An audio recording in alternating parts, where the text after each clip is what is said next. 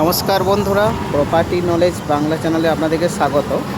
আজকে আমরা একটা খুব গুরুত্বপূর্ণ ডিটেলস নিয়ে আলোচনা করব। নতুন টপিক আজকে নিয়ে এসেছি যে জমির মিউটেশন, দলিল এবং রেকর্ড, পর্চা, তিনটি কি একই জিনিস না আলাদা, এদের মধ্যে পার্থক্য কী, সেই বিষয়ে আপনাদের সঙ্গে আলোচনা করব।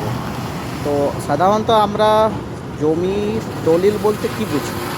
জমির দলিল বলতে বোঝায় যে সাপোজ আপনি একটা দলিল মানে জমি কিনেছেন বা আপনাকে কি গিফট করেছে বা আপনি কারো কাছ থেকে নিয়েছেন। তো দলিল হলো সরকারি রেকর্ড, মানে সরকারি বৈধ নিয়মে রেজিস্ট্রি অফিসে, গভর্নমেন্ট রেজিস্ট্রি অফিসে এখানে ক্রেতা এবং বিক্রেতা অথবা কেউ আপনাকে যদি দান গ্রহণ হয়, দাতা বিক্রেতা, যে সরকারি বৈধ নথিপত্র কাগজপত্র যে সরকারি অফিসে যে করা হয় সেটাই হচ্ছে দলিল। যে আপনি কাগজটা পান, সমস্ত নথি ডকুমেন্টস জমা দেওয়ার পর রেজিস্ট্রি অফিসে, তার থেকে যে আপনি কাগজটা পান বা ওদের কম্পিউটারে, সরকারি কম্পিউটার রেজিস্টার থাকে সরকারি ওয়েবসাইটে, সেটাই হচ্ছে দলিল। 2 নম্বর হচ্ছে, এবারে আপনাকে বোঝাবো যে হচ্ছে মিউটেশনটা কী। জমির মিউটেশনটা হলো যে আপনার নতুন মালিকের সরকারি রেকর্ড অনুযায়ী মালিকের নাম পরিবর্তন প্রক্রিয়া। মানে সাপোজ আপনি এ ব্যক্তির কাছে জমিটা কিনেছেন, এবার আপনি হচ্ছেন বি, সাপোজ আপনার নাম বি, তো আপনি এ ব্যক্তির কাছে যে জমিটা কিনেছেন তার নাম এ, এবং আপনি যে বি আপনার নামে যে রেকর্ড করতে, আপনার নামটা যে ট্রান্সফার হবে জমিটা, তো সেই প্রক্রিয়াটা হচ্ছে মিউটেশন, মানে আপনার সরকারি রেকর্ড অনুযায়ী নামের পরিবর্তন, এটা হচ্ছে মিউটেশন। এবার মিউটেশন কীভাবে করবেন সেটা আপনারা অনলাইনে বাংলার ভূমি পোর্টাল থেকে অ্যাপ্লাই করতে পারবেন, অথবা বিএলএন বিএলআরও অফিসে যেয়ে পরে অফলাইনেও ডকুমেন্টস নিয়ে যাবেন, অ্যাপ্লাই করতে পারবেন। কী কী ডকুমেন্টস লাগবে সেগুলো আপনি নেক্সট ভিডিওতে বলে দেবো, কারণ এই ভিডিওতে অনেক টাইম লেগে যাবে।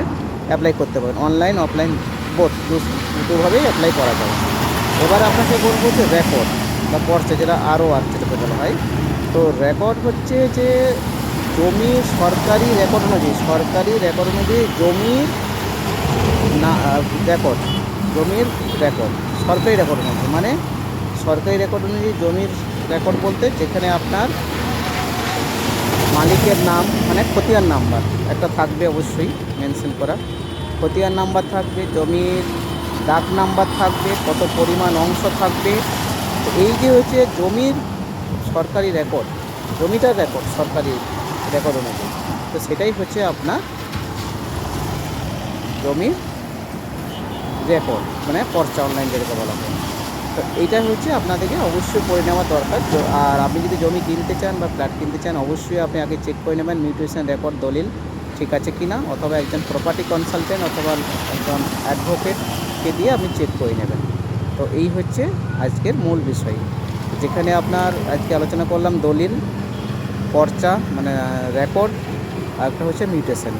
মিউটেশন করার জন্য আমাদেরকে কী কী করতে হবে? আপনার রেজিস্ট্রি যে দলিলটা হয়েছে, দলিল 1 কপি নেবেন, পিট দলিল থাকলে পিট দলিল নিয়ে যাবেন, আধার কার্ড নিয়ে যাবেন, প্যান কার্ড যদি জমিটার মূল্য বেশি হয় তাহলে প্যান কার্ড 1 কপি জেরক্স নিয়ে যাবেন। সমস্ত কিছু অরিজিনাল এবং জেরক্স বিএলআরও অফিসে আপনি জমা করবেন। একটা অ্যাপ্লিকেশান জমা দিতে হয়, সেইটি তারপর বিএলআরও অফিসে একটা ডেট দেয়, এবং আপনারা যে করে সেই শুনানি অনুযায়ী আপনারা রেকর্ড জমিটা মিউটেশন করতে পারবেন। মানে অনলাইন করতে গেলে বাংলা ভূমি থেকে অ্যাপ্লাই করবেন। বাংলা ভূমিতে যদি আমার রেজিস্ট্রি থাকে, মানে আপনার ইউজার আইডি লগ ইন যদি করা আগে থেকে থাকে, তাহলে আপনি ওখান থেকে মিউটেশন বলে অ্যাপ্লাই করার অপশান থাকবে, সেখান থেকে আপনি অ্যাপ্লাই করে নেবেন। সেম ডকুমেন্টস লাগবে, শুধুমাত্র সাইজটা দেখবেন 2 KB যাতে বেশি না হয়, এবং তারপরে আপনার একটা অ্যাপ্লিকেশন স্টার্ট দেবে, আপনার কাছে সেই ডেট অনুযায়ী পাবেন। সেই ডকুমেন্টস নিয়ে গেলে আপনার বিএলআর অফিসে ওটা আপনার একটা ওরা করে দেবে। এই হলো আজকে টপিক। অবশ্যই যদি আমার ভিডিওটা আপনাদের কাছে ভালো লেগে থাকে, তাহলে আপনারা অবশ্যই লাইক করুন, শেয়ার করুন, কমেন্ট করুন, সাবস্ক্রাইব করুন, এবং আগামী ভিডিওর জন্য অপেক্ষা করুন। ধন্যবাদ, ভালো থাকবেন, সুস্থ থাকবেন।